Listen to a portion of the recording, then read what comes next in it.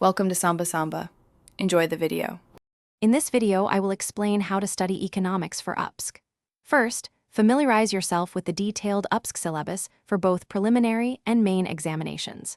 Start your preparation by reading NCERT textbooks from classes 9 to 12 to build a solid conceptual foundation. This initial step is crucial for grasping complex economic theories later on. Dedicate sufficient time, perhaps 2 to 3 weeks, to master these basics before progressing. Next, move on to comprehensive resources such as Ramesh Singh's Indian Economy or Sriram's IAS notes. These books provide in-depth coverage of the syllabus. Simultaneously, stay updated with current economic events by reading financial newspapers daily, like the Hindu or Indian Express.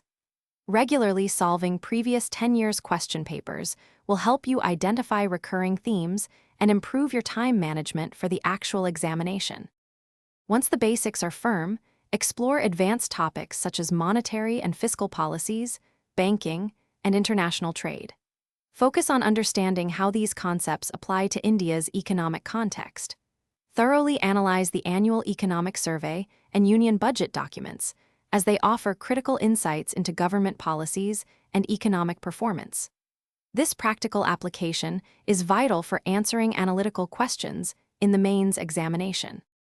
Finally, consistent revision is paramount.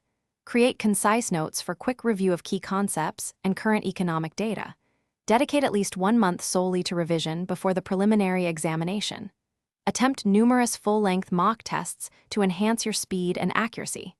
After each test, meticulously analyze your mistakes and work on improving those specific areas. This iterative process will significantly boost your confidence and performance. Thanks for watching. Consider subscribing if we helped you.